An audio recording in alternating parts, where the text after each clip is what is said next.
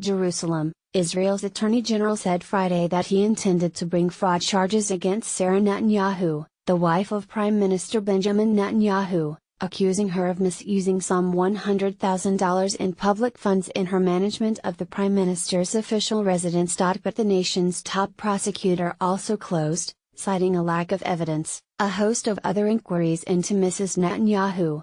These included allegations that she had used state funds to pay for outdoor furniture and electrical work for the Netanyahus' private home in Caesarea, had public employees care for her dying father, and improperly redeemed more than $1,000 in bottle deposits for cash. Mrs. Netanyahu, who will have the opportunity to try to block an indictment at a hearing, is accused of conspiring with a member of the Prime Minister's staff to conceal the fact that the residence employed a government-paid cook so she could order hundreds of catered meals from expensive restaurants and charge them to the state.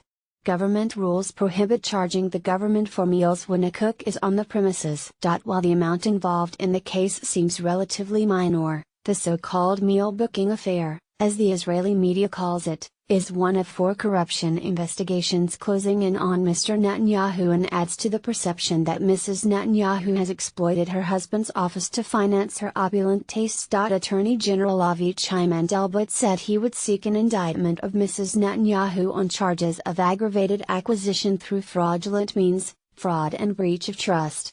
The most serious charge carries a possible sentence of 5 years in prison. For an Israeli public that has been riveted by the 2-year, consistently leaky corruption investigation of the Prime Minister, his family and his top aides, the announcement met a fairly muted response.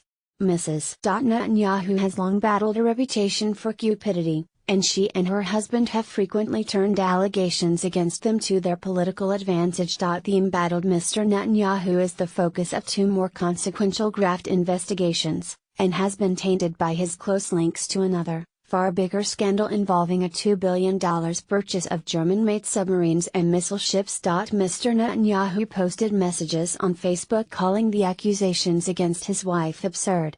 He assailed the state's chief witness against her, a former household custodian, as a serial liar peddling a delusional and mendacious story. The very preoccupation with the food of Prime Minister Netanyahu, who works around the clock on behalf of the state and its security, and the food of his family, is pathetic and obsessive, he complained. No prime minister before was subject to that kind of nosiness, even though the meal expenses of other prime ministers were identical and often far higher. How much longer will this obsessive preoccupation with the Netanyahu family go on? Mrs. Netanyahu also figures into one of the cases focusing on her husband. Investigators are looking into whether the Prime Minister offered official favors in return for gifts for him and his family, including expensive cigars, pink champagne and other goods from wealthy friends like Arnon Milchan, the Israeli Hollywood producer.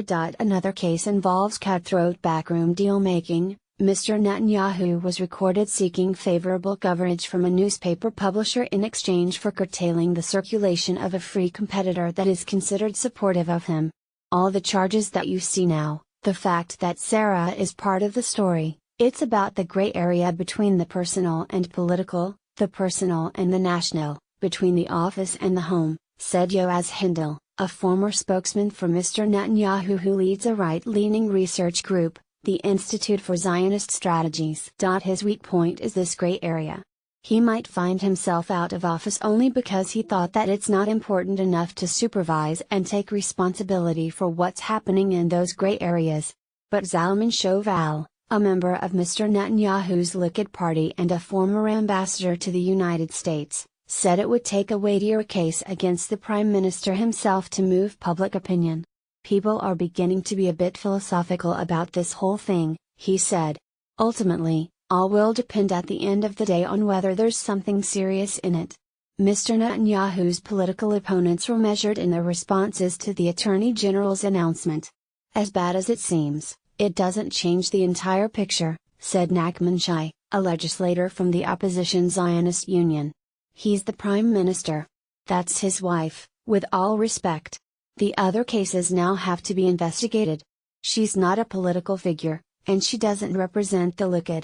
In a Twitter post, Tzipi Livni, a former justice minister and foreign minister from the Zionist Union, found fault with Mr. Netanyahu's Facebook posts.